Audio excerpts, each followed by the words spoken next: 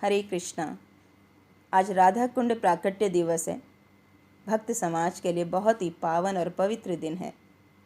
एक बार राजा कंस ने कृष्ण को मारने के लिए अहिष्टासुर नामक एक असुर को भेजा। असुर बछड़े का रूप धारण करके कृष्ण के बछड़ों में शामिल हो गया, मगर कृष्ण की नज़रों से कौन बच पाया है। कृष्ण ने बछड़े का रूप धारण किए उस दैत्य को पहचान लिया और कृष्ण ने उसे पटक पटक कर मार दिया। यह देखकर श्रीमती राधा रानी ने भगवान कृष्ण से कहा, हे कृष्ण, आपको गौ हत्या का पाप लग गया है।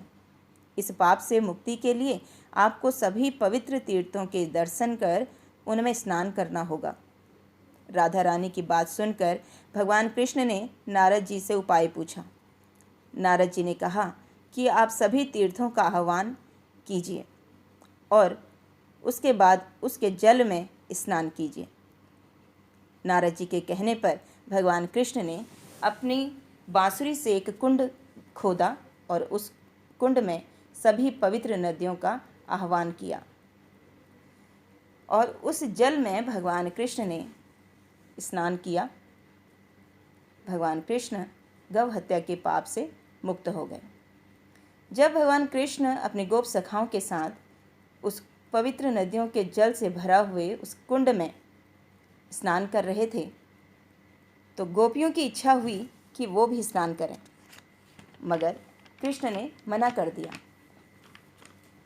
तब राधा रानी ने अपने कंगन से कुंड बनाया, लेकिन कुंड तो बन गया, उसमें जल नहीं था। भगवान कृष्ण बोले, मेरे कुंड में बहुत जल है, मैं अपने कुंड से जल आपको दे सकता हूँ। राधा रानी ने मना कर दिया।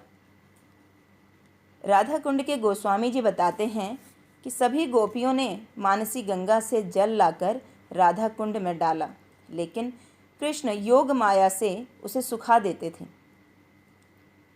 रात के 12 बजे सभी नदियों ने राधा रानी से प्रार्थना की कि हमें भगवान कृष्ण की सेवा का अवसर प्रदान करें।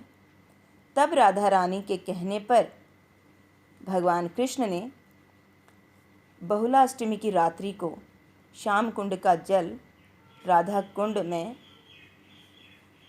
प्रवाहित किया अपनी बांसुरी के द्वारा। ऊपर से ये कुंड दोनों अलग अलग दिखाई देते हैं, मगर नीचे से एक ही हैं। तो इसलिए बहुलाष्टमी को रात्रि 12 बजे राधा कुंड में स्नान करने का भी महत्व है। इस दिन राधा कुंड का प्राकट्य हुआ।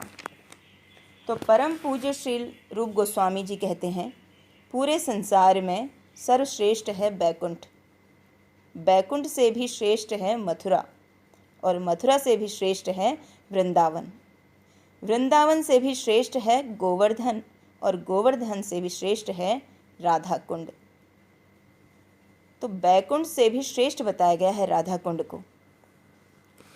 तो इस प्रकार भगवान कृष्ण और श्रीमती राधा रानी ने अपनी कंगन से और अपनी बांसुरी से कृष्ण कुंड और राधा कुंड का प्राकट किया। हरे कृष्णा।